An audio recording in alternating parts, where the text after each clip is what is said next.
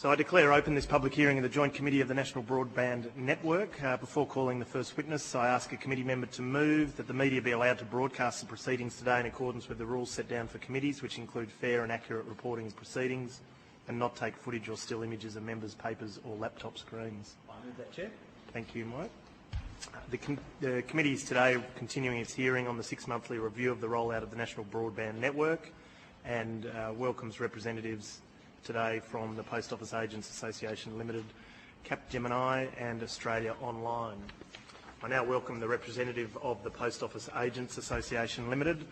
For the Hansard record, could you please state your name and the capacity in which you appear before the committee? My name's Ian Kerr. I'm the CEO of the Post Office Agents Association. Thanks, and thanks for coming and giving us your time. Although the committee does not require you to give evidence under oath, I advise you that these hearings are formal proceedings of the Parliament and warrant the same respect as proceedings of the respective houses. The giving of false or misleading evidence is a serious matter and may be regarded as a contempt of Parliament. The evidence given today will be recorded by Hansard and attracts parliamentary privilege. Would you like to make an opening statement? Yes, thank you, and good morning, everybody. The Post Office Agents Association Limited, or POAL for short, is the national association that represents the owner-operators of licensed post offices. There are about 3,000 LPOs across Australia, making up about 80% of Australia Post's post office network. POAL also represents mail contractors who deliver mail under contract for Australia Post. The postal network is Australia's original national communications network, dating right back to 1809 when the first postmaster was appointed. And today, the Australian postal network extends the length and breadth of Australia.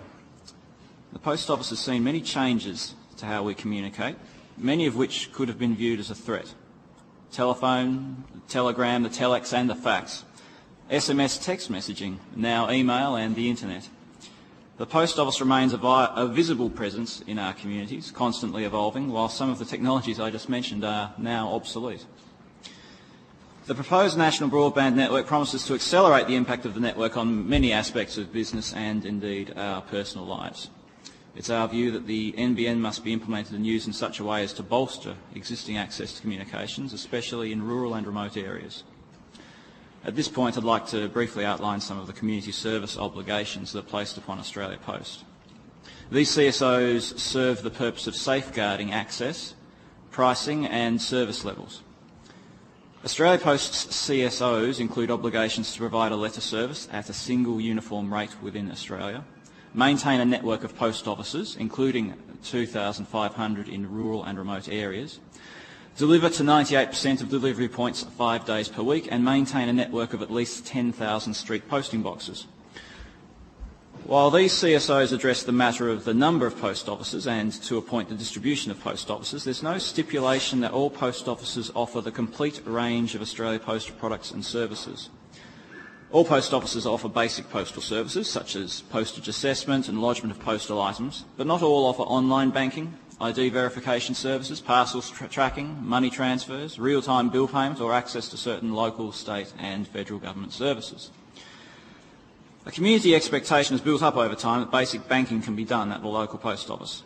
This is not one of the CSOs that I outlined previously, but Australia Post has been an agent for the Commonwealth Bank for decades, and with the addition of banking services for other financial institutions, the local post office has become a primary access point for cash and banking services in many communities.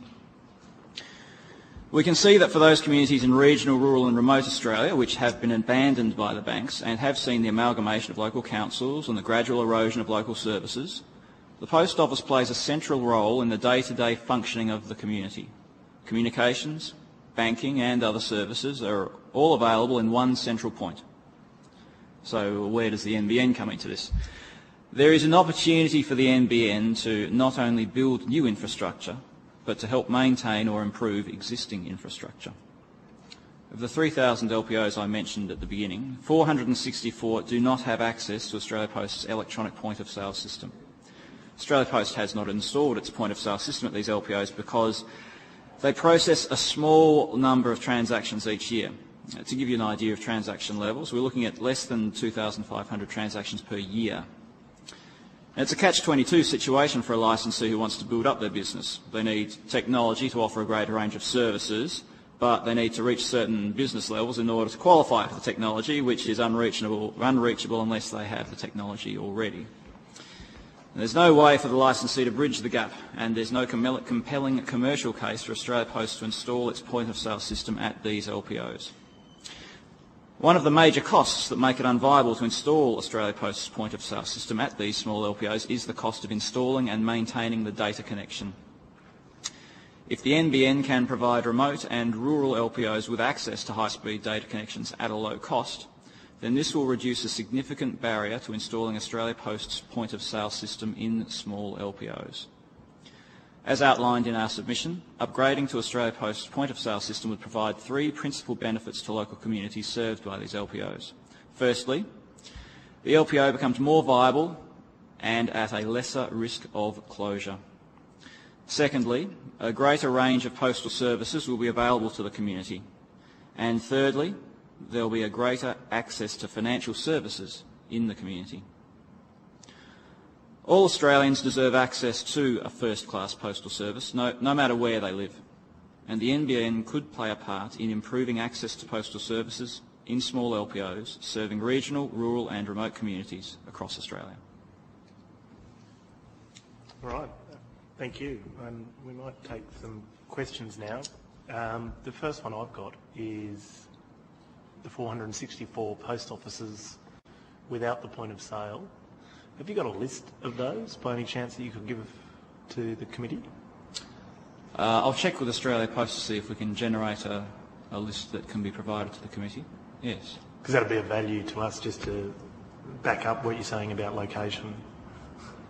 And have you got a rough average cost of installation for each of those? You know, is there a figure that floats around? I haven't got at my fingertips the exact cost, but it's in.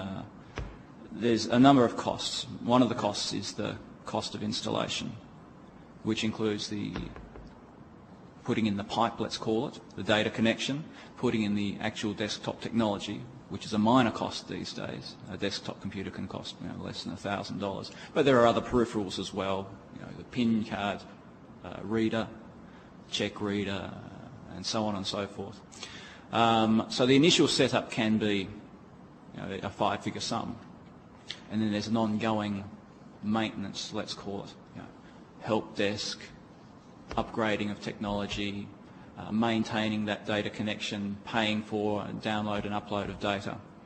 The significant costs are those of setup, but there are significant, when I say significant, I'm not talking about millions of dollars, obviously, but there are continuing costs which would have to be borne somehow. Yeah. If you could come back to us with some rough figures on just what the capital costs and then the ongoing costs are in providing this point of sale technology to the average. Certainly. One of the 464. I can give you a bit of a rough idea. A few years ago, in 2004, the then coalition government launched a program called Bank at Post. It was funded through the Department of Transport and Regional Services. That installed this technology at 260 licensed post offices, and it also paid what they call the shortfall fee. So it's an ongoing subsidy, basically. And for those 260 post offices, and that subsidy went for a number of years, it was a grand sum of $9 million. Okay. So we're not talking about sheep stations. No. All right. And how many of those 464 wouldn't want it? How many? We've surveyed a lot of these manual LPOs, and the overwhelming majority want it. To give you an example, that program I just mentioned, the Bank at Post program, very few post offices knocked it back. Right. One or two of that sort of order, and it was generally where the licensee was very old and was considering closing down the post office. But that was a very small number of cases. Otherwise, they're grasping the opportunity because, as they've said to me, it's like getting colour television. You're going straight from radio to colour television. So you're going from writing everything up in a book and sending back annual daily reports back to Australia Post to doing everything online and offering a greater range of services. And we've seen that the transaction numbers go up in all of those post offices that receive the point of sale technology, because you're able to do so much more and offer so many more services to the community. Okay. And final question from me on the broad issue of NBN, the question of communication and consultation. How's your consultation with NBN Co, the Department of Broadband, government generally on the issue of the rollout? We've not had a lot to do with it. We've not had many conversations with government about the rollout. No. Are you actively chasing them or waiting, just what's the dynamic? Just waiting for it to roll out, basically? In one respect, yes, we're waiting for it to roll out to see where it goes, what impact it'll have on our members, because we see this as having as I was mentioning before, the internet's a two-way street in that it's accelerating what we call e-substitution, so letters being replaced by emails, but at the same time it's boosting e-commerce, which means more parcels coming into the postal network. So we're keeping a close eye on the impact it's having on our members' business more than anything. You got any rough feedback to date? Over the first 20 years of the internet? Parcel volumes are growing at the moment something like 10% year on year over the last something like 6 years. So eBay and online selling started to have a real big growth in Australia and indeed overseas, starting from around 2003, 2004, and we're seeing that growth is continuing. And it's a matter of public record that the letter volumes have been gradually decreasing over time. So there's significant growth through the 1990s through things such as credit cards and frequent flyer programs and things like that. But there's a growing number of people who choose to receive their accounts online, and that's obviously having an effect on total mail volumes coming through the system. So the viability of a local post office in a smaller regional or remote community is still a viable business option? Oh yes, it's still a viable business option, especially with the full suite of products. Yeah. Because if you're reliant just on postal services, you've got a less varied business, and you're reliant upon one particular sector of your business. Whereas if you're able to diversify across bill pay, banking, and all these other products that are growing, let's take track and trace. Nowadays, when people want to receive something online, receive a product they've ordered online, they want to have it traceable so they can see where it is along its little journey. If you don't have access to this point of sale network, of course, you can't. You can't do it. You can't track it, you can't trace it. So it's a little bit of a black hole in Australia Post's delivery network as well. So we'd like to see that hole patched so that you can offer a uniform postal service no matter where you are. Yep. Deputy Chair. Just in relation to the 464, and you've talked about cost being a prohibitive factor. Out of the 464, how many just cannot get access to fast broadband to establish the service, and how many choose not to because of the current cost? If I can answer the second part first, the cost to a licensee, if they said, right, to Australia Post, right, I want to pay for it myself, it would be a significant cost because they'd be looking at what they call a shortfall fee. So for every transaction under $10,000 per year, they have to pay a fee back to Australia Post, and that goes towards covering the cost of installation, etc., etc.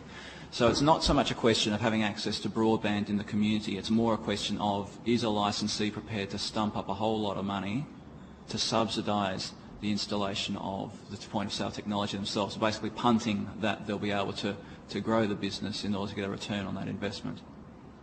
Okay, so how do you see the NBN assisting a change in that?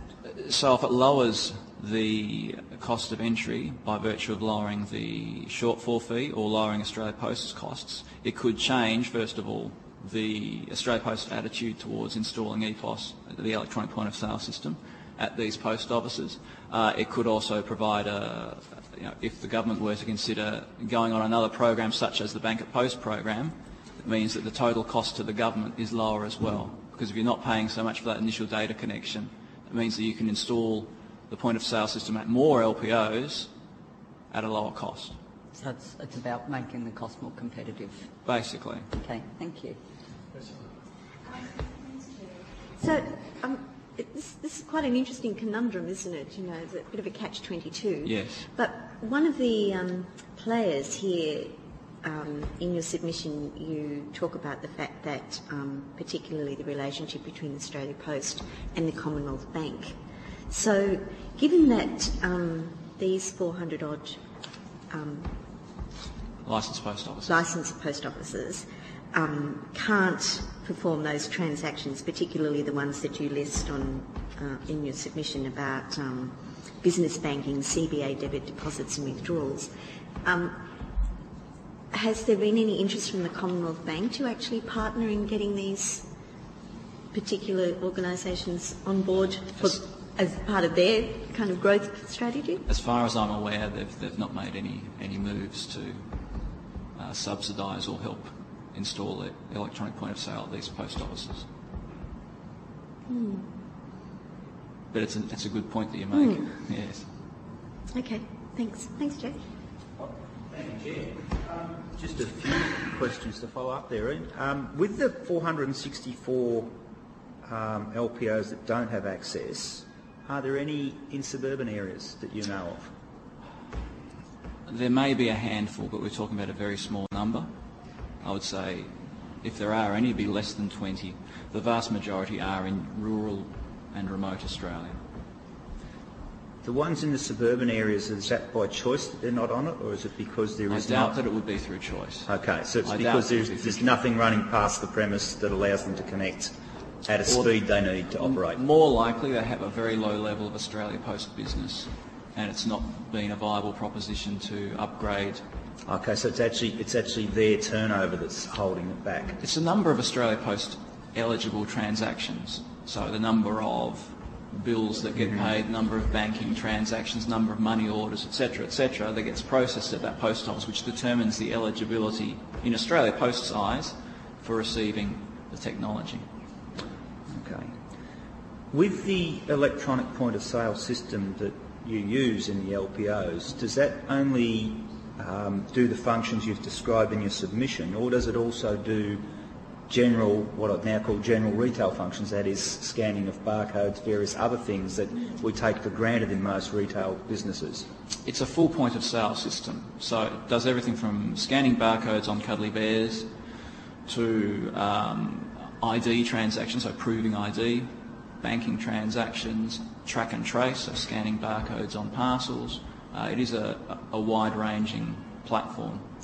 So an LPO that doesn't have EPOS is fully manual. They don't even scan a barcode. It's a fully old-school manual. Yeah, there's no scanning of barcodes. There's no swiping of credit cards. There's no swiping of debit cards. There's no inventory management. No, it's all done with a pen and a piece of paper. I'm glad I asked that question. And a date stamp, of course. Oh, yes. Going along the same path of questioning, business opportunities outside of the core functions of the post office. I know you've mentioned some of the things the post office do, I suppose, on fee-for-service basis for other organisations, but I suppose there's also a lot of retail opportunities there too that may not be realised if you haven't got access to the electronic system. Well, it's true that you drag in a bit more foot traffic. So if you're able to drag in more foot traffic, people paying bills, doing ID transactions and other new services that are coming online through Australia Post, you have the opportunity to upsell. So if you've got your post office in conjunction with a small retail business, you might be selling cuddly toys or whatever it might be, you have a greater opportunity to boost your overall business. Now that in turn logically means that if your overall business is more viable, it's more likely to stay in the community offering all those services. It's one of the real threats to the post office in rural areas is that if it's a small post office and has a limited range of services, it's not able to grow, it's not able to offer a full range of Australia Post services to its local community. Its viability can be questioned. So this is also a matter of increasing that viability of the post office and also the saleability of the post office.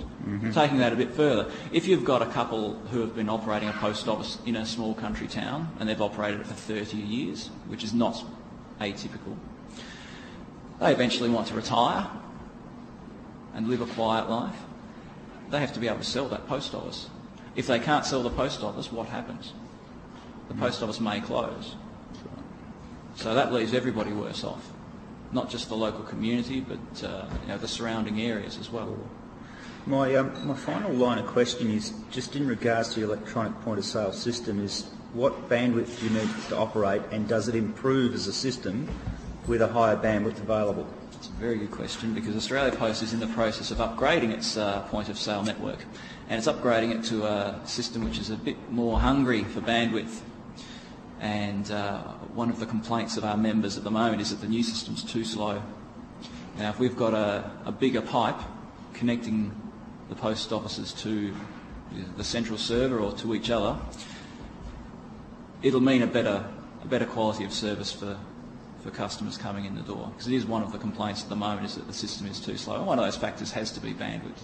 And does that also relate in terms of upload speeds especially? Because I imagine you're generating a lot of work at the post office and sending it off to somewhere else. But equally, you're sucking data down the line for various parts of the business. And it's going to become more and more intensive as we go more into proof of ID transactions. So when you start to take a customer's photo at the counter, and you might be then transmitting it down to wherever the central server is, and who knows what data has to be coming back, there'll be an increased need for high-speed data communications at all post offices, hopefully including these 464 post offices. Yes, thank you.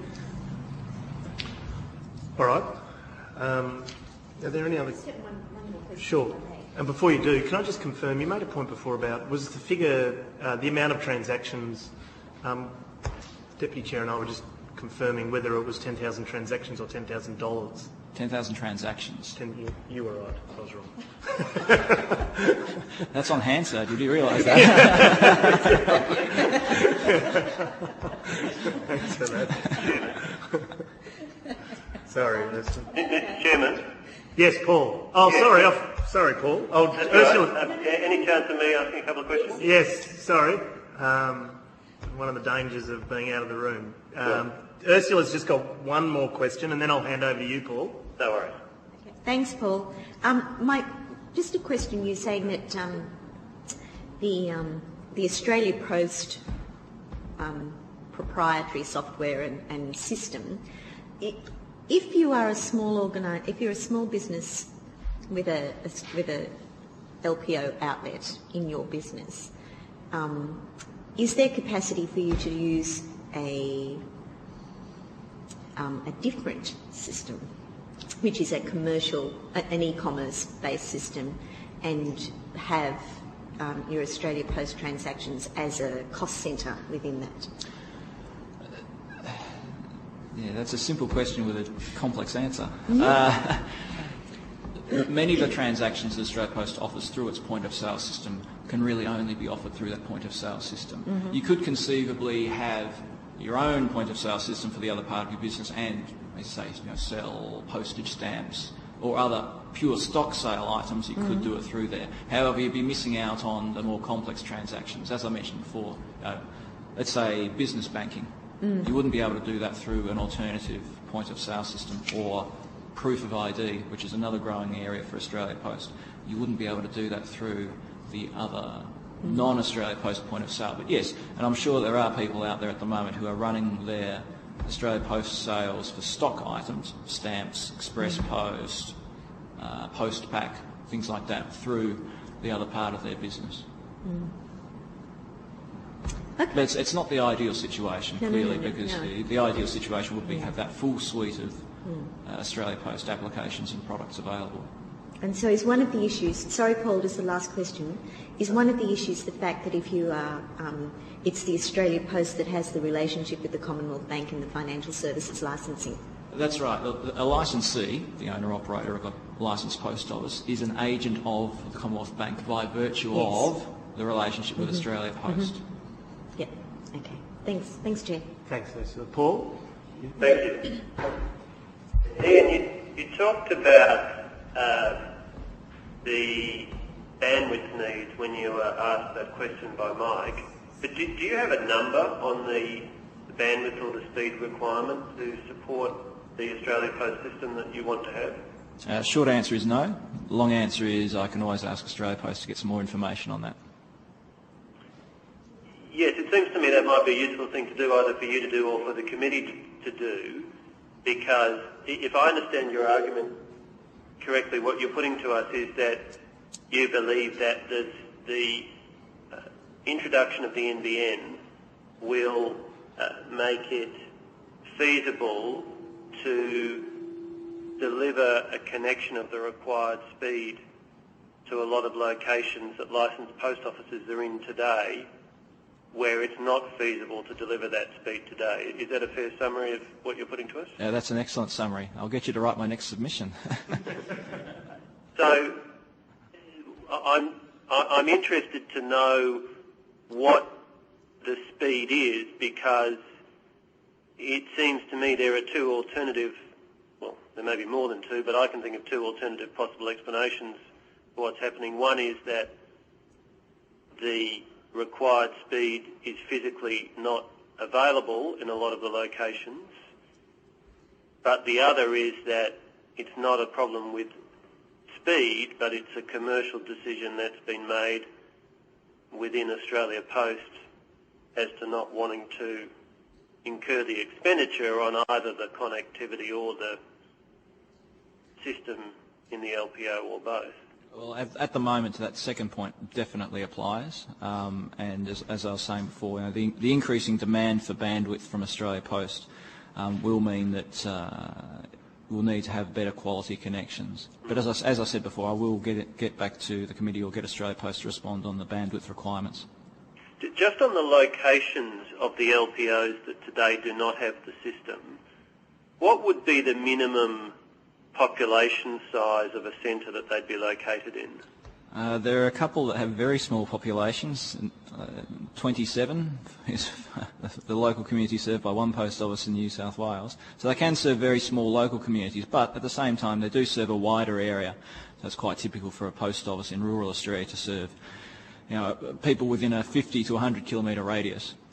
I suppose Arguably the smaller is directly correlates to the value of importance. The community of 27, a post office, It's probably becomes more important. It's probably the only shop in town. In fact, it is the only shop in town, and it probably has a wide, and the post office makes up a portion of that business. And if the post office were to fall over or disappear, the rest of the business will become less viable, and that will have obviously an impact on the community. When the last shop closes, what's the reason to stay in a town? Sorry to interrupt, Paul. No, that's right. I was going in a slightly different direction actually with the questioning though. I was trying to get a picture of the typical locations of LPOs. I can think of one in my mind's eye in a village near Griffith, where my wife is from, and my assumption is that they are typically in town, such as it is, and therefore would typically be more likely to be close to the existing exchange as opposed to being a long way away. That will be true, because if you go back many years, the post office and the telegraph were part of the same organisation, and many post offices actually had an exchange located within their building. So it was the job of the non-official post office, postmaster as they were then known, to actually man the exchange 24 hours a day. So there will be a great many post offices, especially in rural areas, as you're mentioning, that would be that should be very close to the local exchange. And I suppose what I'm wondering, therefore, is how many of those exchanges would not be equipped with DSL today, and related, again, comes back to the bandwidth question. In other words, if the bandwidth requirement for this system is 30 or 40 or 50 megabits per second, then DSL isn't going to help. But if it's 2 megabits per second, which I personally suspect it's more likely to be in that range, although I don't know, then it may be that the problem is simply that although the DSL connectivity is typically available, the commercial decision has not been taken to purchase it. I can't honestly comment on that. No, I guess just factually, none of us know the answer to that, but I think we've agreed that it's that line of questioning to ask Australia Post would be helpful in getting to the bottom of it. Okay, that was all the questions I had. Okay. Look, thanks, Paul, and apologies for not picking you up before. So, look, that's it at our end. I think you've been pretty comprehensive, and the message is loud and clear in regards to a gap in existing services in regards to NBN readiness in many communities via the post office. And of course, if Australia Post becomes a non-seller of NBN access, then you'll need to have all these post offices online, won't we? Yeah. That's a nice final point to finish on as well. So thanks for attending today. There was a couple of issues which were questions on notice where you're going to provide some further feedback. If you could get that in by the 8th of August, that's a bit of a deadline we've set ourselves for reporting requirements. That would be greatly appreciated. In fact, that's a bit of a cut-off. If you want to be part of this first report, we'd need the information by then. So thanks for coming and really appreciate the information. Thank you for the opportunity. So I now welcome the representative of Capgemini Australia Proprietary Limited. For the Hansard record, could you please state your name and the capacity in which you appear before the committee? My name is Shelley Jean Oldham and I appear in the capacity of Vice President, Head of the Public Sector for Capgemini Australia. Well, thanks for coming. And although the committee does not require you to give evidence under oath, I advise you that these hearings are formal proceedings of the Parliament and warrant the same respect as proceedings of the respective houses. The giving of false or misleading evidence is a serious matter and may be regarded as a contempt of Parliament. The evidence given today will be recorded by Hansard and attracts parliamentary privilege. You have, for the record, provided us with a submission, which we appreciate. Would you like to make an opening statement? Yes, thank you very much for having me. I'm here to, I suppose, represent part of my industry, which is the ICT industry, and we've watched with great enthusiasm the expansion and objectives of the NBN, but we've also watched with a little bit of interest some of the connecting pieces that we think are still missing. And what I'd like to do today is talk about those connecting pieces. And I understand the terms of reference of this committee are any other issues that impact the NBN, and I think this fits in the any other issues category. I don't propose to read from this paper. There's quite a bit of background there that I think you all know pretty well. What I would like to do, though, is just start to focus the committee's attention on the differentiation of services in the telecommunications arena that is going to happen as a result of the NBN. That differentiation means that we will have many new retail service providers, which will also generate a range of new content providers. One of the areas that we are particularly focused on is whether the ICT industry has the capacity to meet that content provision. And the basis of what I'm going to talk to you about today is really around that subject. As we move to the NBN rolling out, we will see more and more need for a strong application service provider industry. At the moment in Australia we have an ICT industry that could be affectionately titled an outside-in industry, not an inside-out industry. Many of our large software applications, content provision applications, things that can service provision at the end of the NBN are actually innovated or generated overseas and brought to Australia. We have some data that is not included in here, but I'm happy to give it to the committee about ICT skills growth that is further to what's in here. We see between about 12 to 50% of our ICT skill base offshore now being delivered elsewhere, either out of India, Manila, China. If we are to develop a strong application service provider industry, we believe that there is a role that the government can play in that. Information technology at the end of the NBN is going to be the thing that actually effectively makes it work. And I liken it to being a bit like the government deciding to build a very large range of hospitals and not deciding to provide any doctors or nurses to help them be effective in their operation. The issue that I talked about before around offshoring and the outside-in industry has seen what we refer to as an ICT value leakage out of Australia. Submissions into ICT courses in universities are declining continuously and have been over the last decade.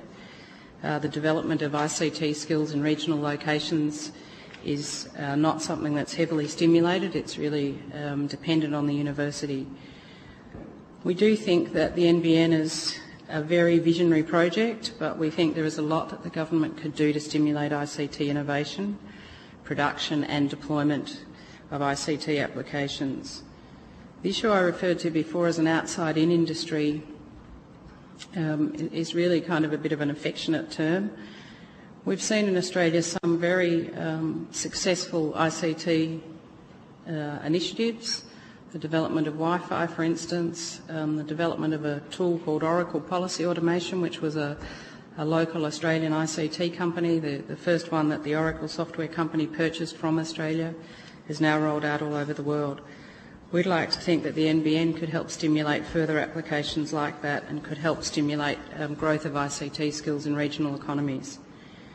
In the work that my company does around the world, I think we're the second largest provider of ICT government services in the world. We do a lot of work with regional economies in the United Kingdom and the United States under government policy initiatives to drive ICT skills development in areas where employment is not high, but where things like the NBN and their ability to connect regional communities can actually grow new industries and stimulate employment in those industries. There are lots of service delivery areas that I could talk to, but the two that I'd really like to focus on are health and education, because we think there is a significant demand for health and education applications to be sitting off the back end of the NBN. I'll just quickly take the committee through some of the statistics on page 6, for those of you who aren't familiar with them. The Australian Bureau of Statistics is saying that health expenditure per person is up by 45% at the end of 2007, and health economists who've been working with the National E-Health Transitional Authority and the Personally Controlled Electronic Health Record are predicting that those health costs will grow at a rapid pace. Sometimes some of the predictions are saying unable to meet the ability for government to fund them.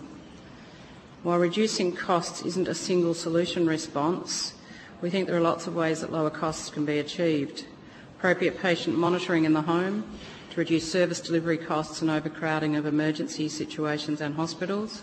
The Personally Controlled Electronic Health Record, which is another very positive initiative that's already underway. Implementation of joint ventures for driving back office efficiencies, where one of the trends we're seeing around the world in healthcare is that instead of government and healthcare providers taking on the management of back office efficiencies, there are joint ventures, and then changes to performance models of funding for hospitals. The one that I'm going to touch on is the patient monitoring.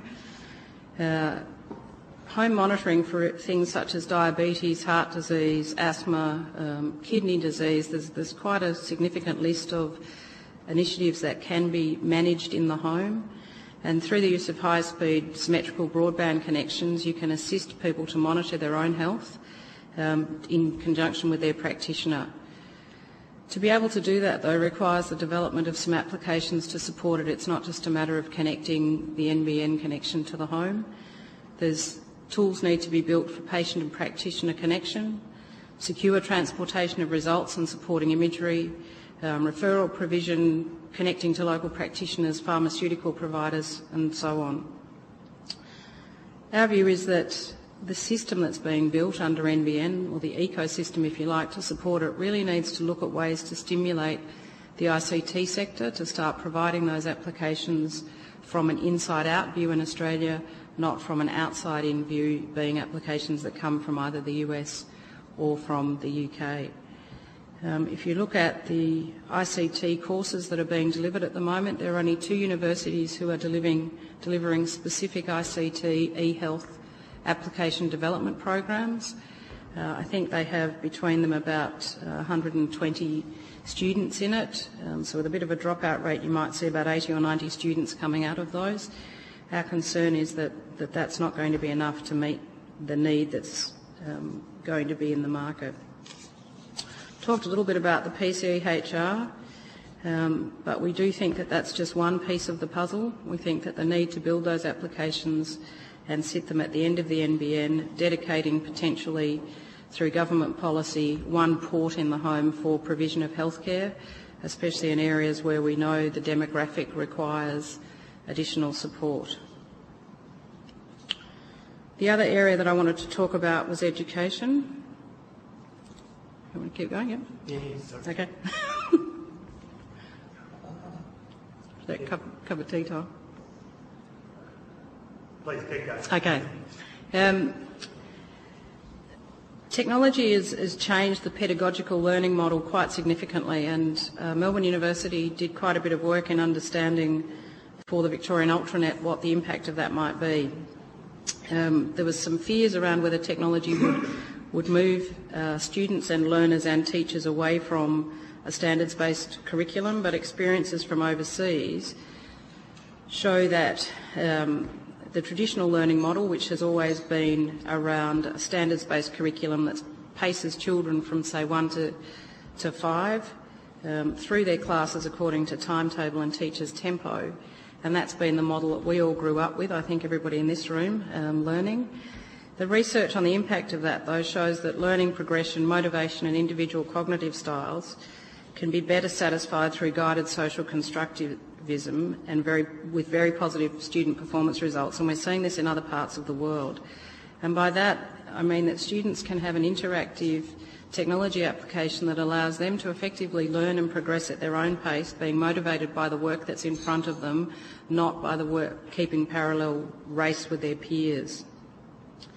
Simple applications that can be built in ubiquitous technologies can really help Australia's children to develop more interactive learning, teaching them problem solving, critical thinking and self-direction that keeps time with their capacity and interest.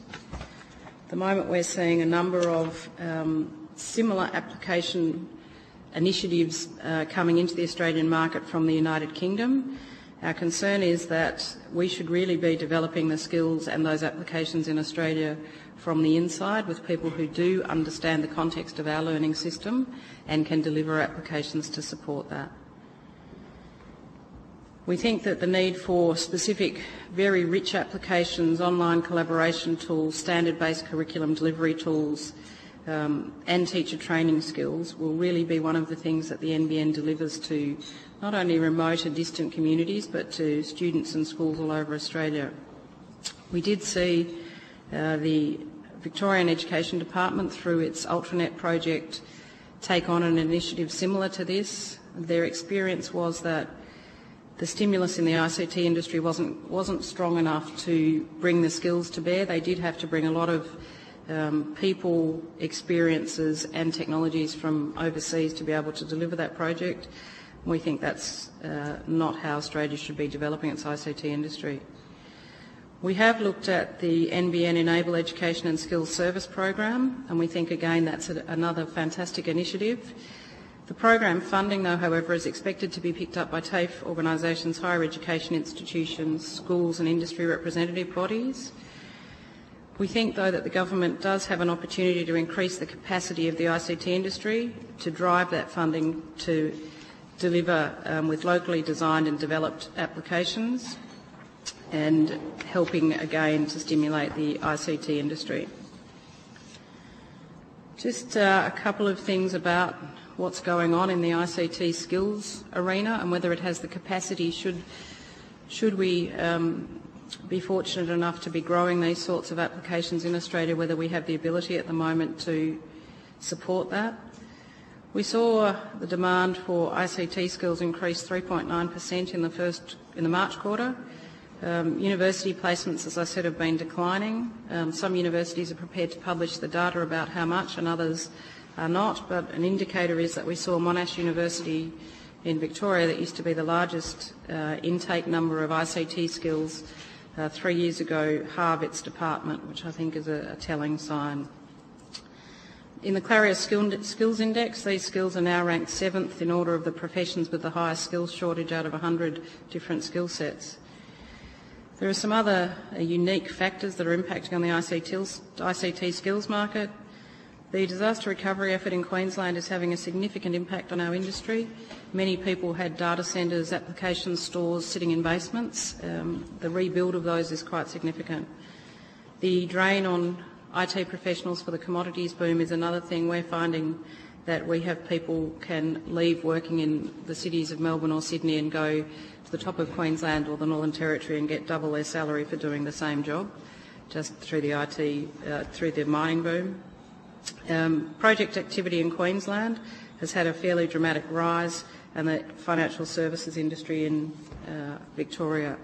We also see that the banks have some significant projects, $4 billion worth of ICT work to be done in the next 3 years, and it's likely that the ICT skills sector will be impacted by retailers as they try to evolve to respond to the what they see to be significant kind of pressure from online trading. The skills shortage is meaning that we're actually hiring much less qualified staff into the ICT industry. There isn't a mechanism to stimulate training other than being industry funded. As we train, we find that those people are moving offshore or to other locations because there's not enough interesting applications work to keep them here. The university placements I've talked to, salary pressures are starting to hit our industry very high. We're finding in this first half of the year salary pressures are going up by about 30%, and that's indicative across the industry. I've talked a little bit about how I think the government can help stimulate, so make sure that there are applications and services at the end of the NBN as it rolls out that really deliver on other government policy initiatives, but also deliver to the economy. During the early to mid-1990s, the ICT industry was facing similar pressures, but they were from different reasons. They were largely to do with a declining economy. During this period, the Victorian government introduced a skills-based education for work program that I was involved in at the time, and it was quite innovative, and it trained 400 people in 12 months to develop specific applications for the telecommunications industry. It took people who had one IT degree and either didn't have English as a first language or were finding it difficult to get employment at a higher level in the industry. The program was funded by the government, and people were trained by industry in a specific application and then were sent off into the industry to innovate and develop, and it was a very successful program. We think that the NBN does have a potential weakness in that what's going to happen at the end of the NBN is really being left to market forces. And we think that's extremely useful in some areas, but when it comes to delivering on some government policy such as health and education, we think, or for that matter maybe even smart energy, we think that there is a role for government to play in stimulating some of that. As I said, we think the government could define policy positions that mandates the use of one or more of the ports in homes for people to use for healthcare services. We think the government could stimulate grants for, say, telehealth applications for use across Australia.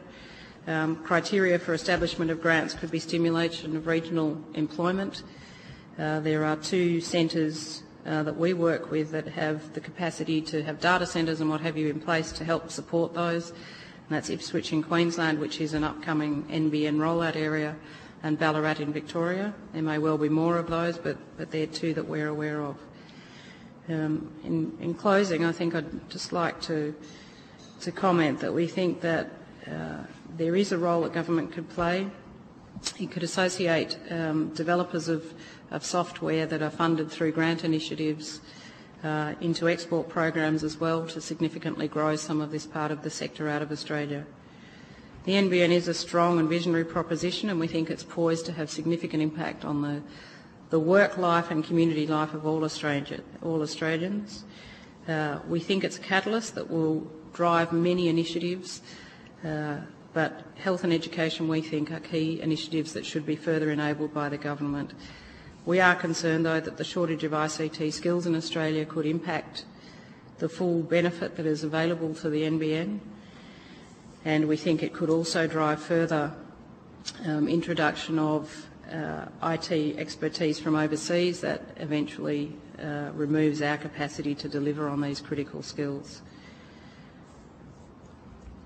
That's happy to take any questions. That's it. Thank you very much for that. And it's a valuable submission. And we've also, all so you know, got your comments that were reported in the Australian newspaper, I think on the 10th of May, which back up a lot of what you've said in the submission.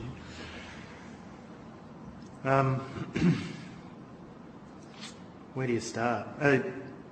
As far as applications, are you aware, you know, if the comment is government is being agnostic about involvement in the application alongside the wholesale build of NBN, are you aware of the success or failure of that to date? You know, are any of the test sites seeing skills development, you know, the value add happening, which is a bit of a counter to what you're saying, but you know, gives you some level of comfort that, you know, the path that you would argue government shouldn't choose is actually delivering on the ground in some form. So can I just check, is the question, is this already happening? Is government already doing this, or is industry already doing it? Well, less about funding directly applications alongside the NBN. If your argument is they're not doing that and they should, by not doing that, are you seeing anything in your travels that would suggest there is organic growth alongside the NBN? So I might answer that in two parts. I may take it on notice and come back with more, because we've been doing some significant research. What we have found to date is many press announcements by local councils, by business forums, but we as yet can't find evidence of that activity developing into anything yet. Anything practical? No. And I'm really just integrity testing the comment and trying to see how big a problem and how urgent a problem. Yeah, no, and it may not be an urgent problem. You know, it may be something that the government decides isn't urgent at all, but given that there is an opportunity to stimulate our industry and grow our economy through, you know, basic sort of knowledge work, I think it's an opportunity that is one the government should think about not losing. Okay. But I will come back. Our researchers are still working. As I said, they've gone through significant amounts of material, and we've been to visit lots of communities and what have you, and as I said, we see lots of press releases, lots of good intent statements, but we haven't yet seen anything concrete. And are you getting any action with the skills hat on? Are you getting any action through the relevant skills bodies in regards to, you know, your message of a critical skills shortage? I might ask you what you mean by action. We're having lots of dialogue. Are we dancing? Right. We're having lots of dialogue. Again, people are waiting, I think, for someone to stimulate a position for them. So people are saying, yes, we understand there's a skills shortage. Universities are saying we understand there's a skills shortage.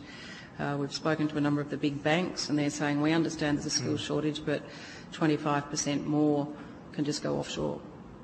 Now, I'm not sure that that's the right... Eventually there'll be a collision, because we can't actually develop e-health applications or education applications offshore because of data sovereignty. So if we continue to go down the path of eroding our skills for economic benefit for large banks and what have you, eventually government is going to find itself without the ability, I believe, to be able to build those sorts of things adequately without importing skills from overseas. And are you having that same dialogue with government, you know, with DWA in particular? We haven't had it with...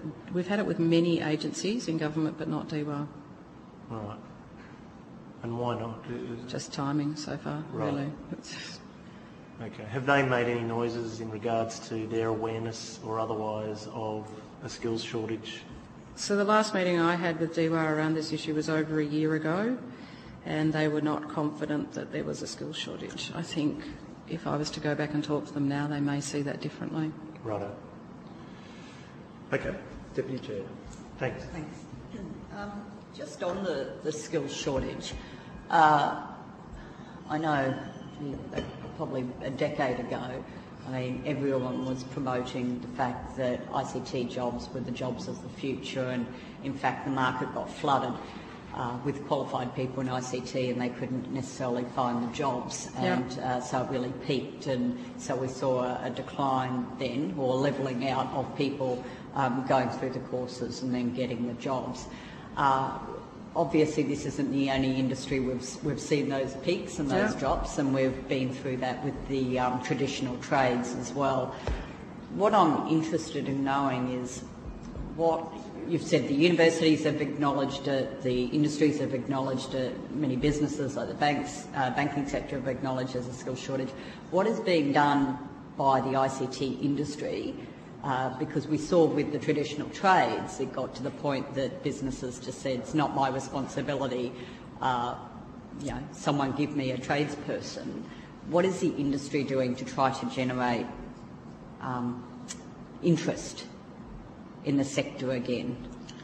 So I think, I don't think there's a lack of interest in the sector per se. Okay. I think there's a number of issues, and so in our part of the industry we do a lot of training programs. We go out, all of us go out to graduate placement, we go early into universities.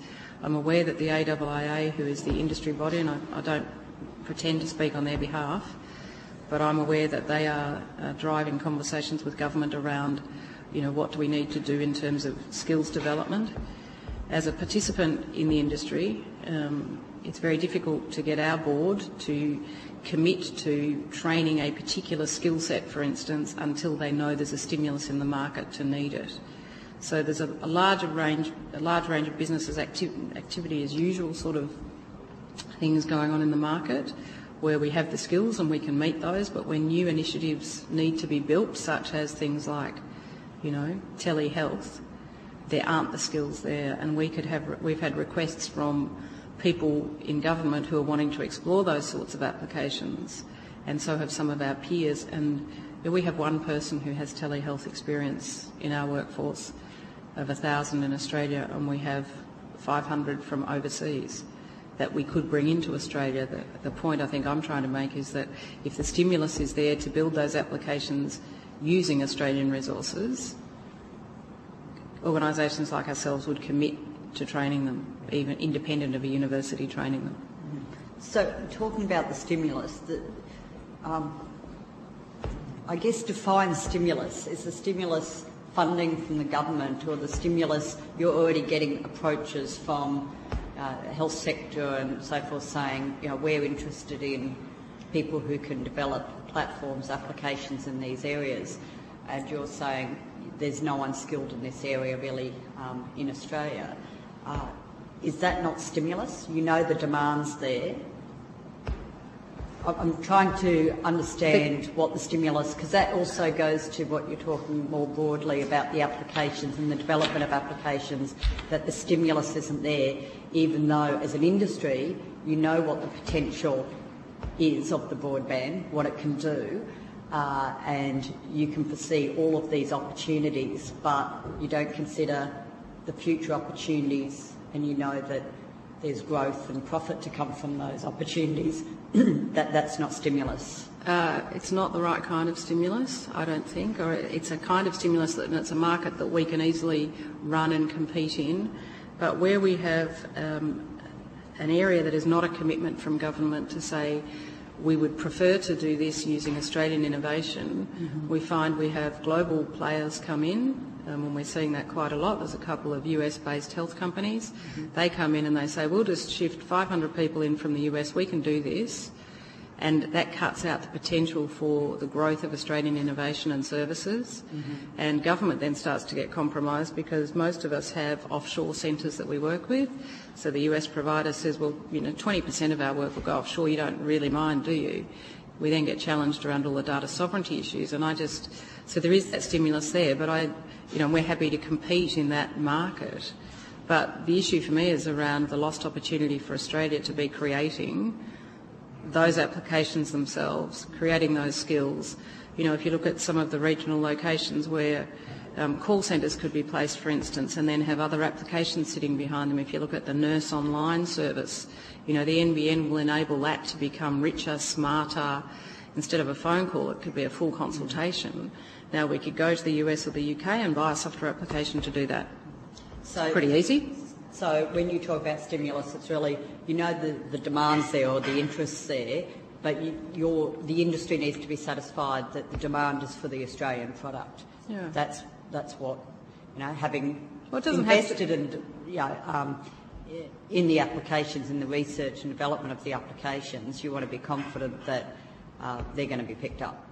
Yeah, I don't think it has to be satisfied, but I think it's a lost opportunity if the government doesn't use this to build those skills and capabilities. You know, if I look at health, for instance, e-health is going to roll out through the Asia-Pacific region over the next 5 years in fairly significant ways. You know, do we want to compete with Singapore, who don't have a technology sector that builds applications? Do we want to service Singapore? Do we want to service Hong Kong? Or do we just want to let America and the UK come and do it all? So basically, if the government's putting money forward to give grants for development, research and development in this area, then you're confident that, you know, they're looking for the platform and they're likely to... And that they're going to support it. They're going to support Australian training and building capability of Australian staff, as opposed to us not getting any government interest and, as I said, just, you know, working out which software application we'll bring in from somewhere else in the world. Just going to the training, back to the training issue and the skills shortage, you said that, you know, the industry's sort of getting in early, you're getting the graduate students, going to the universities early, but you talked about decline in the university places. Now, I wasn't sure if it was decline in the number of places being offered or decline in the demand for those places by the universities. So I guess it's not so much are you getting in and getting these graduates from the universities and the other training programs, what's being done. Well, firstly, where's the problem with the decline? Is it the demand, or is it the universities not offering the places? I'm happy to take that on notice. We didn't actually go that far in our research. We just looked at the declining number of graduates coming out of the other end. Okay, because it would be interesting to know, is there a decline in the demand for places, as in, again, ICT jobs are not being seen as attractive or the jobs of the future the way they were a decade ago, because it can focus a lot more where the promotion needs to be, or is it that the demand's still there but the universities aren't offering the places for a range of reasons? I'm happy to take that on notice and see if we can get that answered. Thank you very much. Mike, do you have any... Paul, are you still there? Yes, I am. Do you have any questions? Yeah, look, I did just have a couple of questions. Thank you for your presentation. I want to make sure that I'm picking up the gist of it. I think what I heard you say was that, and correct me if I've got this wrong, that investment in the NBN of itself is not automatically going to stimulate IT industry activity, and there would need to be a broader set of policies pursued to achieve that objective. Is that a fair summary? That's a very good summary, I think. I think I was listening to the person before me. You must be the person who synthesises it all. Well, yeah. I think what you'll see is in the media space, that will certainly just generate, because there's a commercial market for selling content, television, you know, integrated video and talk and what have you. But in other areas, I think you're correct. It won't just. I don't think putting the NBN at the end of every street will stimulate the requisite amount of activity to drive the application development that's required to deliver services. It really goes to the question, I suppose, of the range of areas where it is thought that the NBN might stimulate activity. You've talked about entertainment, and obviously the commercial case for broadband upgrades in a lot of other countries has been triple play, delivery of video services, video on demand, or even pay television by operators who today don't have that capacity. And I think that is one issue, but another issue, which is the one you've been more focused on in what you've been saying to us, is what are the industry development benefits, and particularly the IT industry development benefits.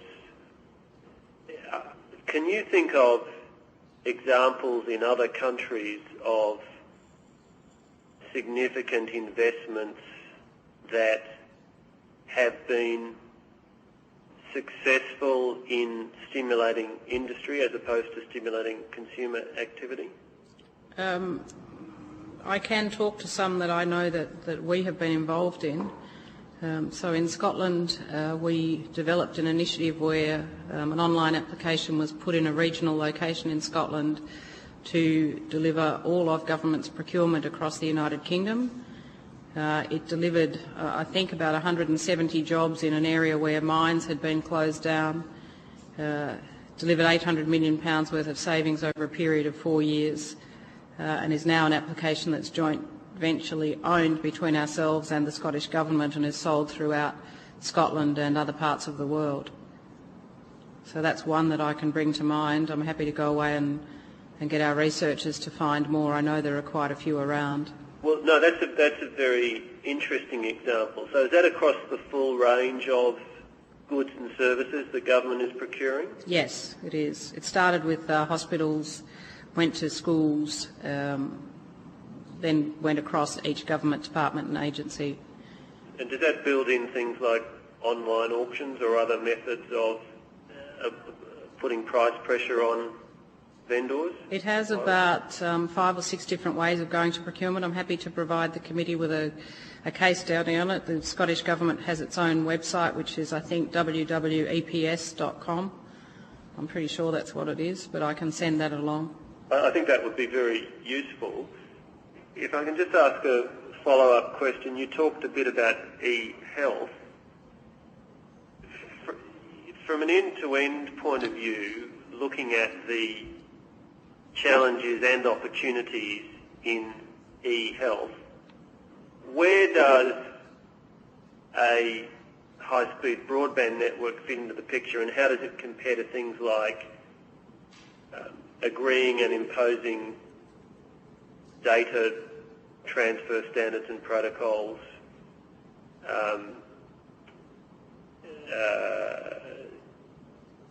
agreeing, I suppose, contractual terms between all the parties,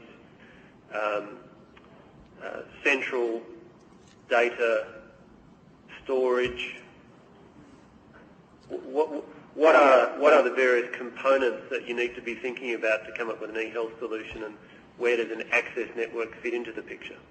That's a very big question, Paul, and I don't think I can do it justice by trying to answer it today, but I'll have an attempt, and I'm happy to provide you with some more information. I think the concept of an end-to-end health solution or end-to-end health policy delivery is potentially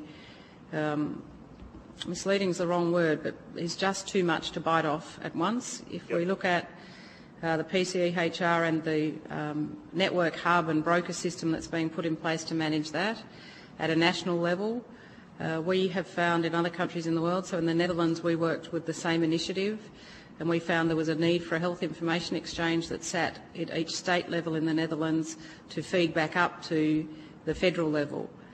What that did was allow people to get closer to an end-to-end solution, because it, again, was a commercial joint venture with government where we are the joint venture provider. We are responsible for getting clinicians onto the system, we're responsible for getting pharmacists onto the system, we're responsible for getting people onto the system, and we're responsible for setting transaction prices that make the system work as opposed to it not working. In our responsibilities in doing that, government manages all the data integrity, standards, ownership, sovereignty, privacy, all of those sorts of issues, and we pretty much provide the infrastructure.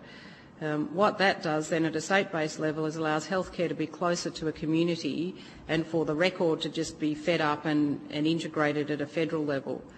By healthcare being closer to the community then, with that record system, there's an ability to use their network communications that exist in the Netherlands to start bringing communities of carers together to understand what they need to do with particular patient demographics and then connect them through smart applications for faster home health care and for community control of how the healthcare budget is managed. So That's very helpful. Just two further questions. Is it a fair summary that the issue of ensuring that there's a decent quality access network reaching all the points you want to reach in the health system, all the GPs, all the specialist rooms, all the aged care homes, etc., that's one part but not a particularly critical or limiting part of the end-to-end process of introducing e-health? Is that a fair statement? I think it is a very fair statement. I think that putting the connections there are important, but the connection, I think, to a general practitioner or a pharmacist or clinician or hospital is nothing, is really almost irrelevant to them. It's what sits at the end of that and how well it can service their requirements. And one of the comments that I didn't include in the submission but I think is worth making is that I think if government doesn't get involved in trying to set some parameters around how this evolves, we could end up with a proliferation of non-standard applications, non-standard tools, and an inability to integrate critical information which could impact the ultimate cost benefits of the solutions in the health environment. And the last question I wanted to ask, Shelley, was in both of the examples you've given, you've talked about a joint venture between your company and the relevant government. Yep.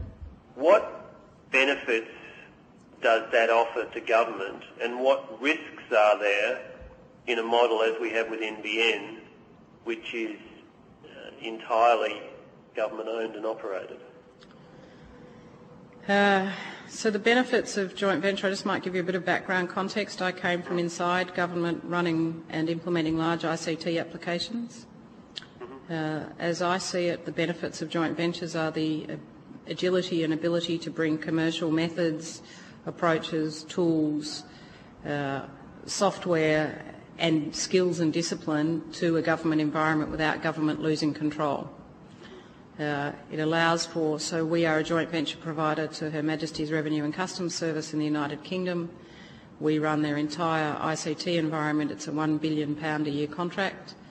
We act as an arm of government. We have a joint venture company called Aspire. We manage 365 other suppliers under that. Our books are FOIable in the same way governments are. Everything we do is transparent in Parliament. The risk, though, is removed for government in that they're bringing a commercial provider to run and drive their operations. The risk to government is very low because we wear all the risk. If there's no benefit out of the contract, we lose. If there's benefits, government takes 50%. So I don't know who struck that deal for us, but it seems to work very well for government. We're on a sliding scale contract basis where we must deliver increased benefits every year or we're out. So it just allows government to have the requisite control it needs but brings a commercial discipline to the arena as opposed to outsourcing, which I think for government is just too hard. Good. Thank you. Thanks, Paul. And thank you, everyone, and thank you, Shelley, for attending. There were a couple of questions on notice, so if you could get those back from the 8th of August. Okay. For the 8th of August, that would be greatly appreciated. And once holidays again, on the 8th of August, so you'll definitely have it before then. Okay, Thanks very much. It'll make for a good holiday. Appreciate the evidence. Okay, and now I'm assuming Australia Online. My name's Michael Bethune and I'm... Hang on. If you just wait, there's a little bit of a formal process I've got to go through, and then that all will be revealed. All right. So I now welcome the representative of Australia Online. For the Hansard record, could you please state your name and the capacity in which you appear before the committee? Michael Bethune, and I'm the CEO of Australia Online. Thanks for that. Thanks for coming along. Although the committee does not require you to give evidence under oath, I advise you that these hearings are formal proceedings of the Parliament and warrant the same respect as proceedings of the respective houses. The giving of false or misleading evidence is a serious matter and may be regarded as a contempt of Parliament. The evidence given today will be recorded by Hansard and attracts parliamentary privilege. Would you like to make an opening statement? Sure. I prepared a statement that I've timed as running to about 5 minutes. So Australia Online is a small internet service provider. We've been operating since 1994. So in that sense, we basically predate almost everybody else in the industry, apart from, say, Aussie Mail. We have metro and regional customers right across Australia. So in that sense, we have a national broadband reach currently. Our position as far as the NBN is that we think it's very visionary, we think it's nation building and so forth. We do think that there are some wrinkles in the specific configuration of its current rollout. Inevitably, with something of the size of the NBN, different sectors and interests jockey for position and so forth. What we have deep concerns about is that we feel that some of that jockeying has potentially cornered, if you like, the commercial benefits of the NBN for the largest players, and at the same time constructed mountainous barriers to entry into the retail marketplace. And we think that the effect of that will force large numbers of even large ISPs out of the sector, and particularly out of particular areas such as regional. We currently are considering drawing back from providing national broadband coverage to restricting that really to the densest areas of the capital cities, because the current structure of interoperating with the NBN makes it commercially prohibitive to service our regional customers. So to provide some meat to that general opening statement, the specific aspects of the NBN rollout that we're looking at is we feel that some parts of the current configuration apply unnecessary upward pressure on retail pricing. So we also think that it raises unnecessary barriers to retail competition, and we also believe that it shields the market to some degree, some aspects, not the NBN as a whole, but some aspects of its current rollout, shield the market for long-distance data transmission services, backhaul, from meaningful competition. So we think that they're all fairly significant issues. But looking first at the upward pressure on retail pricing, if we took our existing customer base, national customer base, and transferred that over to the NBN's infrastructure today, assuming that that was possible, our monthly recurrent costs would increase 15-fold. Now, that's true of us at our scale of operation. We're a small ISP. But we think that we're an important part of the industry. It's often the smaller players that bring innovation, if you like, shake up the apple cart as far as larger players and so forth. It would increase our costs 15-fold, not 15%, but 15-fold. That is just unsustainable. These cost increases are not a consequence of government policy or government operation. They are a consequence of government quite reasonably taking on the advice and enacting the advice of the ACCC, specifically in relation to the number of points that we must connect to in order to provide national coverage. Now, currently, in order to provide national broadband coverage, we connect into 7 points with Telstra, and that provides us national coverage from long reach to, if you like, Toorak. Under the NBN, the ACCC recommended, and government took on board, that we would need to connect to 121 points. Now, for each of those points, there is a significant fixed cost, whether you have one customer or 1,000 customers, just to run a single point. So by virtue of increasing it from 7 to 121, it multiplies our base admission cost multiple-fold, 15-fold. These cost increases do represent mountainous barriers to entry. And it isn't just a problem for even just ISPs of our smaller size. Even some of the larger ISPs are currently conducting discussions about which larger players in the industry will be above the waterline and which will drown.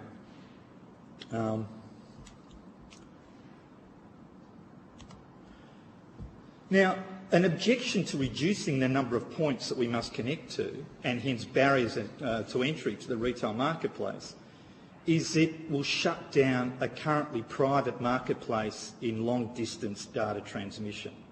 Originally, the NBN proposed that we would connect to 14 points and it would truck the data out to wherever, and that would just exclude people who had existing long-distance assets and would strand those assets and shut them down. My particular belief, as I can go into a little bit of justification later on, is that that is in fact a furphy, and that is in fact an argument and a mechanism for justifying the construction of barriers to entry to the retail marketplace. We believe that it's entirely possible to have small numbers of points at which retail operators need to connect to, whilst that being entirely compatible with an active and vibrant backhaul long-distance transmission industry. And our explanation of that is just simply there are so many industries that involve contestable supply of services in many different configurations. Your power industry currently, there is contestable power generation and distribution and supply, which doesn't require, classic example is it is entirely possible to have a small number of points at which a retail provider like ourselves connect to, and yet the NBN could have integrated within it multiple long-distance transmission suppliers that are contestable, offer their services, and which we select at any point that we connect to that, we want to use AAPT, or we want to use NextGen to truck our data into the depths of the NBN network, and they bill us directly. And they justify to us directly why we should use them instead of NextGen or whatever. The idea that the number of points that we connect to is in some way by an iron physical law directly related to whether or not there's a long-distance transmission industry, as I say, is a red herring. And the point that I would make is that it's almost an argument that relies upon an idea that the NBN or modern networks are something like old telephone exchanges, that, unless you've got very obvious, transparent ways that they connect together, our argument would be to say it's digital. This is a digital world. You can provide quite sophisticated infrastructure to allow competitive contestability inside the NBN. So currently, with a situation of 121 points, what that has done is that it's escalated our costs such that our costs dwarf the additional revenue that the backhaul industry will get as a result of that. The backhaul industry will get as a result of that, maybe a third of our increase in costs. Our increase in costs will go to data centres and power and so forth, just to sustain these additional points of interconnection. And in my submission, I believe I talked about, tails wagging the dog. And the point about it is that this emphasis and this belief that the backhaul industry implies that you need multiple points of NBN connection, we believe, but has the potential to invalidate most of the major policy goals of the NBN. I mean, one of the major policy goals of the NBN is to provide affordable broadband access to all Australians. Now, it's kind of paradoxical that the bandwidth will be there coming to their front door, but for instance, say in Ballarat or Bendigo, but that simultaneously ISPs like ourselves will be vacating that market and not providing sufficient competition to keep those prices low.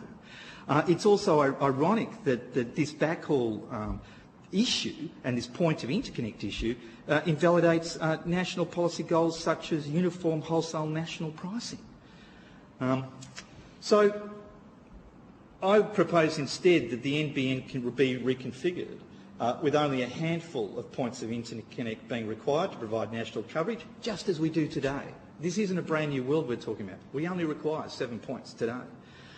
With private contestable backhaul used within the NBN itself to connect the POI to the wider NBN's network. 121 points, 200, however many you like. In this So as I hope I've made clear, this would provide the best of both worlds. It would mean that there'd be a small number of NBN points that we connect to, reduced cost, reduced barriers to entries, whilst retaining an active and vibrant private backhaul market. Although that's a point. Actually, the backhaul market currently is not vibrant nor competitive. In actual fact, potentially one is actually twisting the NBN out of shape, in fact, to sustain a market that is highly compromised. And I'll just briefly touch on that and then conclude my statement, if I may. The problem with cementing private backhaul in such a key role in the NBN future, whether it's by large numbers of connection points that we have to connect to or by providing contestable backhaul within, if you like, the NBN itself, is that the backhaul market currently is in fact not very competitive.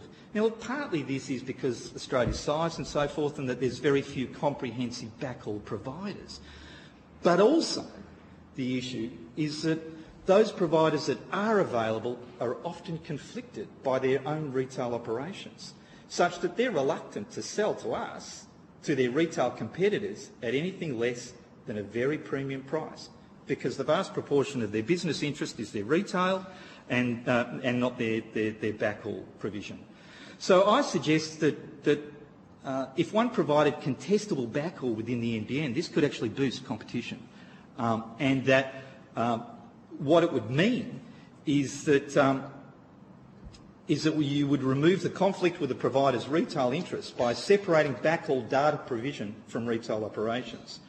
And I suggest that this could be done simply by saying, okay, if you're a retail service provider connecting to the NBN as a retail service provider, then the NBN, just almost as a matter of policy rather than legislation or regulation, could simply say, well, you can't provide backhaul to the NBN if you're a retailer, because clearly your willingness to provide backhaul at a competitive price will be compromised by your retail representation.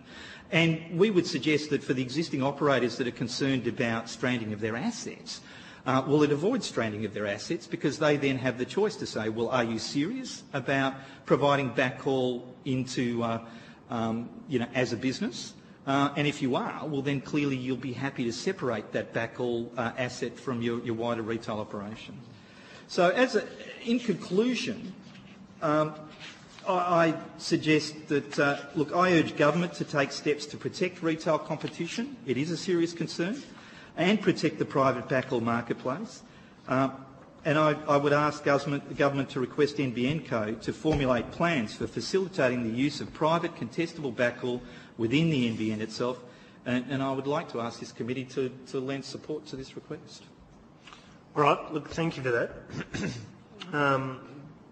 It's mainly focused around this issue of points of interconnect. Yeah. You're saying there's 7 now. I think the choice that ACCC was thrown was between 14 and 121. Yeah, or right. Did they have do you know if they had a broader brief than that? They could have, in a technology sense, what's the minimum and what is the maximum of these POIs? Well, the minimum is 1, and the maximum is thousands. Yeah.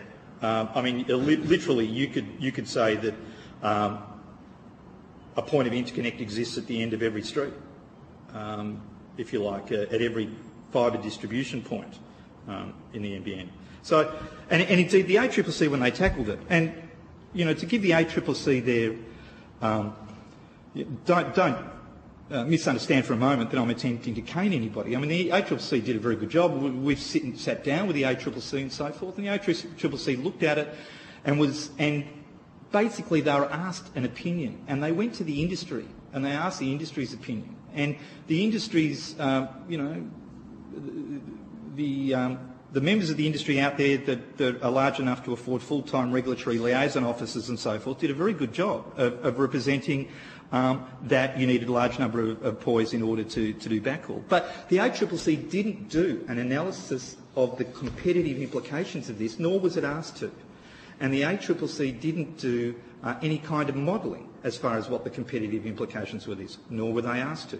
They were simply asked to provide an opinion as to what the number of POIs and also their locations and so forth was. Now, the ACCC understood the issue to be really, if you like, a sliding scale, which they've got in their discussion paper, between 14 and 121 with different, if you like, points in between as to how deep into the NBN you actually had to connect in order to interoperate with them.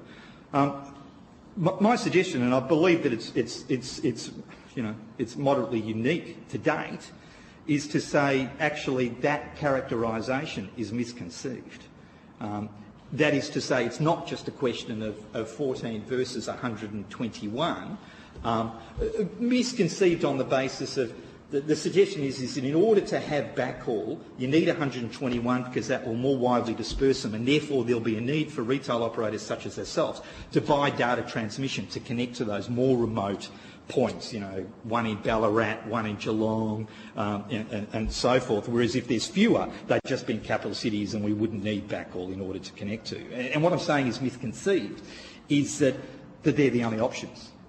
It's either you have large POI and backhaul or small POI and no backhaul. And I'm saying, no, actually the digital world's a bit more complicated than that. Okay. Look, it's pretty clear at my end what you're suggesting. Does anyone have any? My only question goes to the current and future costs of connection to the points of interconnect. You've said that your costs, you've given us your costs currently, and that you believe your cost would grow 15-fold. On what base have you calculated that on? Yeah, sure. What we've looked at is we've looked at the minimum equipment, and being a very lean organisation, and I'll indicate to you how lean we are, is that when I leave here I'll go and fill out the business activity statement to submit today. It's a due date for my organisation. We've looked at the minimum equipment that we need at each location, and in order to use that equipment, we need to put that somewhere. Well, that will be in a data centre, and that data centre at each of those points of interconnect might simply be a Telstra exchange that the NBN have chosen to site their equipment in. Well, we'll need to put that in a computer rack, and amazingly enough, so we'll need about 12 inches of computer rack as an example. Believe it or not, that is some of the most expensive real estate that you can possibly own, such that for about 12 inches of computer rack, and given that you have to buy it in that location, you can assure that it's not cheaply or discounted.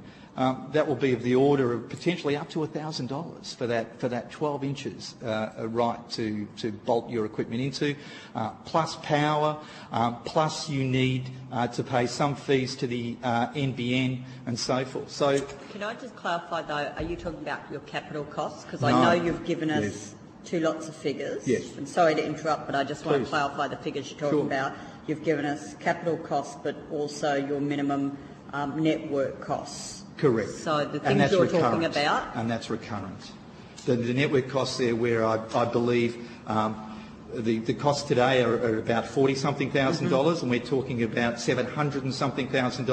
That's monthly. So we would be signing a cheque every month for $700 and something thousand, and that would be a cost that we'd be paying irrespective of whether we had one customer on those points of interconnection or not. But the costs you were just talking about, as far as set-up costs and space to store equipment and all of that, is that capital costs?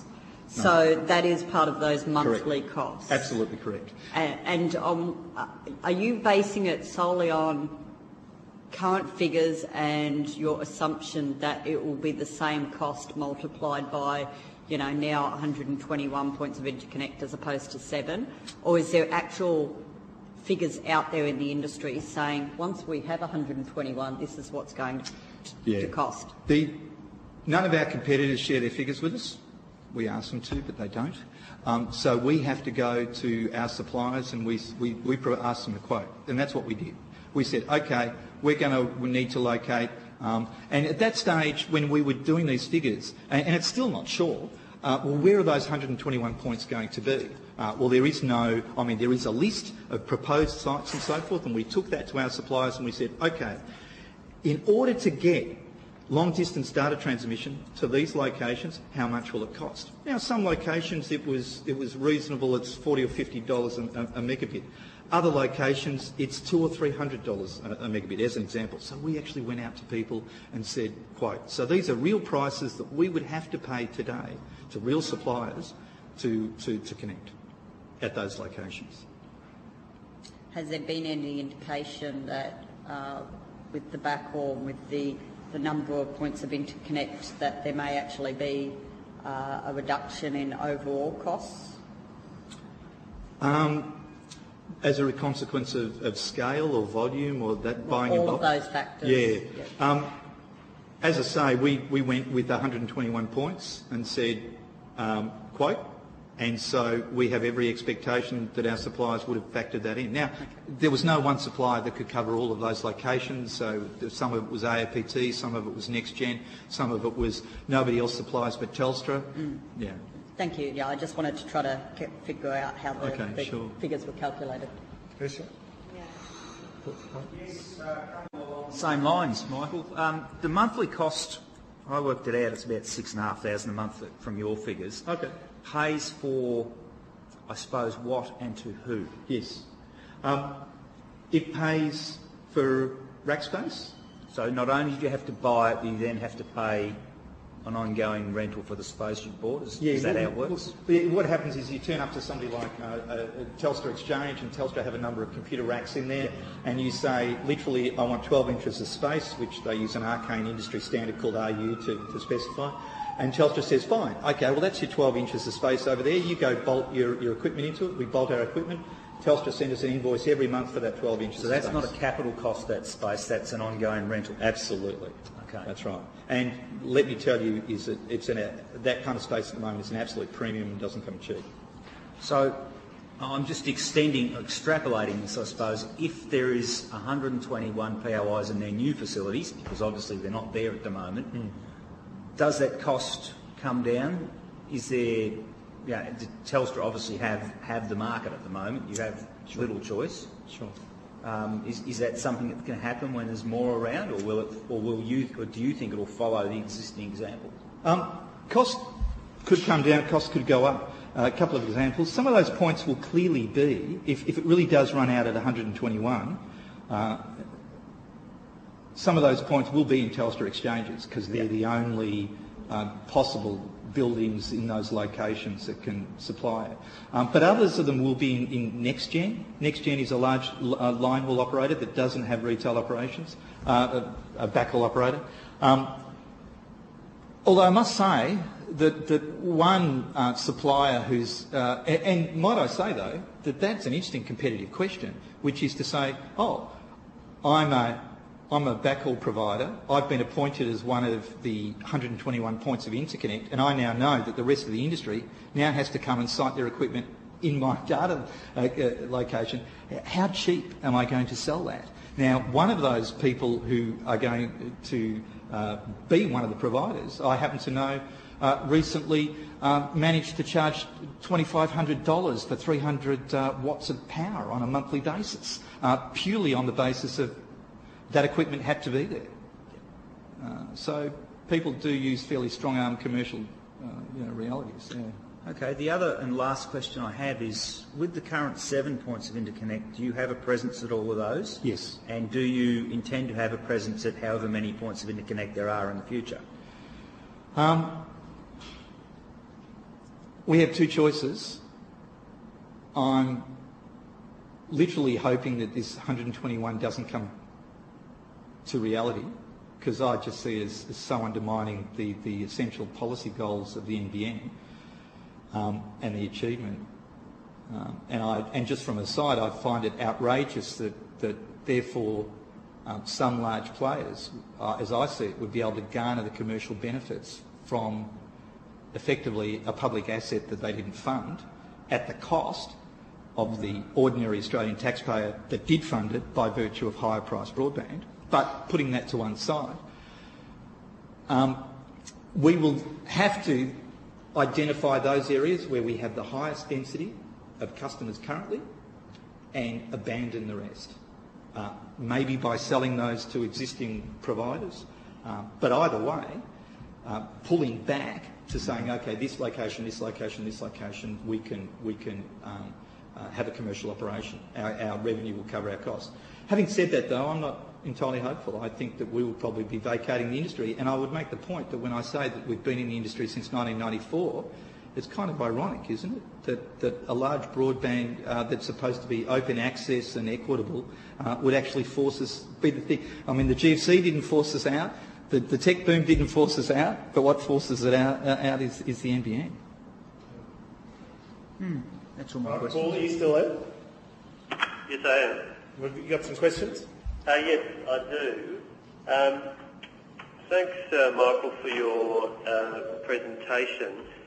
Can I just ask, in your business model today, is there any regulatory requirement on Telstra to provide you with a minimum number of points of interconnect?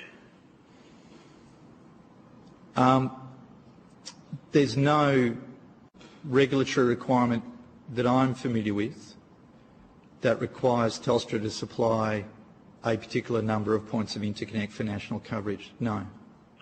So does that mean that today, as you do your business, you have to think about how many geographical areas you want to serve and what your costs will be for each of those? Absolutely, of course. Consequently, for instance, there's a point of interconnect for WA, there's a point of interconnect that covers both South Australia and Northern Territory, and yet there's a point of interconnect that just is for ACT, obviously because of its importance. So those arrangements have evolved commercially? Correct. And providers do, as you're suggesting, look at those and say, how many customers can we have in WA? Well, we won't. The market's not big enough, therefore we'll choose not to be there. And you will see some service providers, for instance, do and others don't service, as an example, Tasmania for that reason. In the case of Telstra, which is I suppose today's best analogy to the NBN, do they have an incentive to have a large number of points of interconnect, or is their incentive to have a smaller number? Well, I think you'd have to say that commercially they've decided that 7 is sufficient. And I would suggest that clearly the NBN code came to not a dissimilar perspective when they decided that 14 points of interconnect, which is comparable with 7, was sufficient. It's been regulatory intervention that has decided that 121 is appropriate.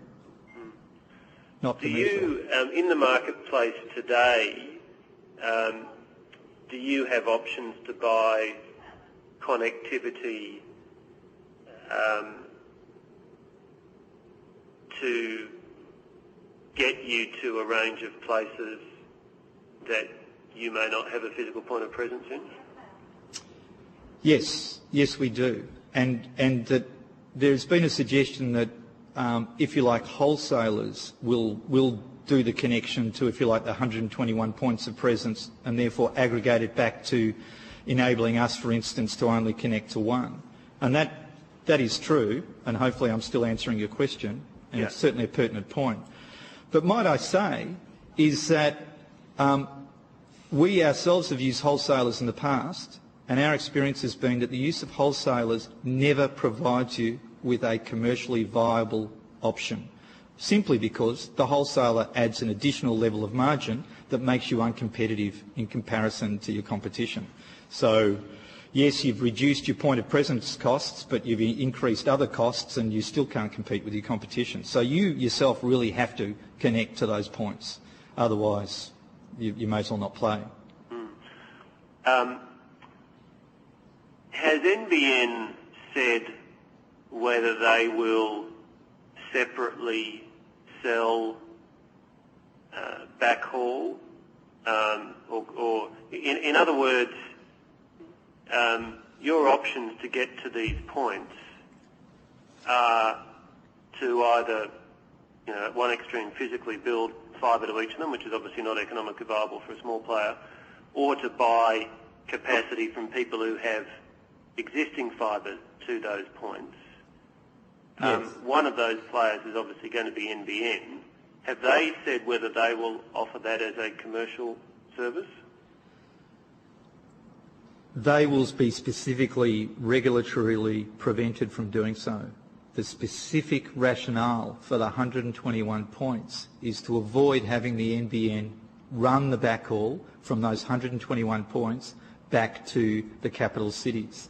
The NBN... I'm not... sorry? I think it's a slightly different point, isn't it, that the regulatory objective is to prevent it being a closed market in which the only way you can get onto the NBN network and serve customers is to connect at one of 7 points, and you therefore foreclose anybody else offering a service in that in transmission between where the 7 points would have been and where the 121 points are now going to be. The question I'm asking is whether NBN will be in that market offering a commercial service competing with, presumably, the likes of Telstra and Optus and NextGen and others. The reason why I was assuming that the NBN would be disqualified from being in that market is because Mike Quigley and NBN made it clear that they would be providing that service for free, because from their perspective they had the fibre in the ground, it didn't cost them any more, therefore it would be at no cost. And that clearly would also shut down the private backhaul marketplace, given that you can't compete with free. Well, I mean, the issue would then become, in terms of competitive regulation, whether they could demonstrate that the cost that they offered it at, if they offered it commercially, was in fact a genuine commercial cost and was cost-based and so on. Yep. Because for them to offer it so-called for free is in fact simply a cross-subsidy into a market where there's competition from a market they have monopoly, which is a long-standing trick in the playbook of monopolists. Sure. So the answer to your question is that we're unfamiliar with NBN's plans in offering commercial, and unfamiliar if the ACCC would prevent them from doing so. My expectation is that they would. Do you have an idea yet of the prices you quoted before? Was that inclusive of the expected backhaul pricing in the market from the other players, or is that not yet known? Yes, that was inclusive of the backhaul component. Yes, it was. And I think what I heard you say was that would lead to decisions like the ones you have to make today, where you trade off the cost of getting to a particular market against the revenue you expect to pick up in that market. Is that right? That is absolutely correct. Right. And your argument is, I think, that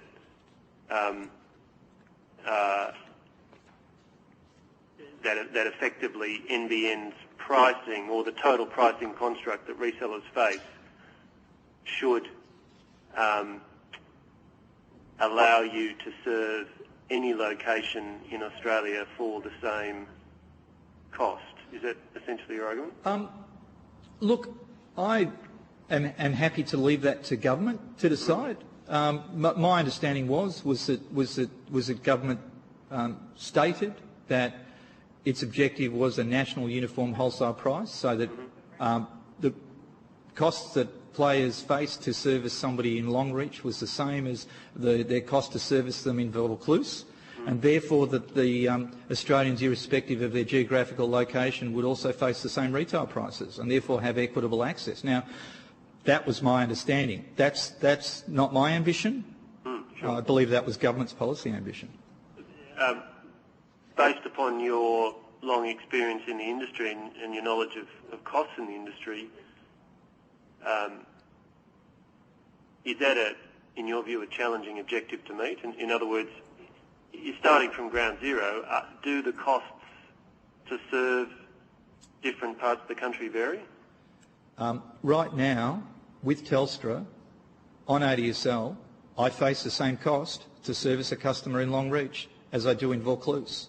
And I find it bizarre that the NBN will terminate that situation and will restore the relationship between distance from the capital city and wholesale cost to service after spending I suppose what I was $39 billion. getting to was the underlying economics of it. In other words, if you serve somebody in long reach, that involves backhaul of traffic that isn't necessary for a customer in metropolitan Sydney or Melbourne. That's true, isn't it? It is true that we face some differential costs, as an example is that to buy internet uplinks to the world in Perth is 25% more expensive than it is to buy those in CBD Sydney. That is true, and that is about backhaul. And obviously backhaul between Melbourne, Sydney, Adelaide, Perth is cheaper than it is between clearly here and Broome or so forth. That is true.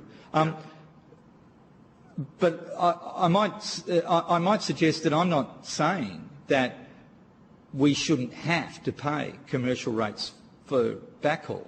I'm not trying to avoid that at all. Right. I'm just saying that I don't understand what the relationship between paying commercial rates for backhaul and cranking our fixed costs to connect to the NBN, how those two are possibly related. What I do understand is that provides barriers to entry that force all but the largest players out of the business. Okay, Paul, we have to be somewhere else at 11:30. Okay, that's fine. I'll have to Okay. finish that. Look, thanks for that. And I think for all of us who want 22 million Australians equitably connected, and for those of us who want rural and regional Australia connected with the world around us, it's some valuable evidence, so I certainly appreciate it. Thanks very much. And did you have any questions on notice? I don't believe so. I don't think there was. If there is anything that needs to come back, we've got this deadline that we're setting ourselves of the 8th of August, so if in further communication there's something good to get back to us, if you could get it to us by then, that would be great. And thank you once again for your evidence. It is appreciated. Thanks very much. Thanks. Now, just for the committee, just a couple of things to tidy up. Is it the wish of the committee to authorise for publication, including publication on the parliamentary database, the proof of the transcript of evidence given before it at the public hearing today? Thank you. Thank you to colleagues and all witnesses for their time today. Also, the issue of submissions. Is it the wish of the committee that the submissions in Globo from today be accepted as evidence and authorised for publication? Yeah, Thanks, Mike. And exhibits. I don't think there were any exhibits today, so it's only the submission one we have to move. I officially declare the public hearing in Melbourne closed. And thank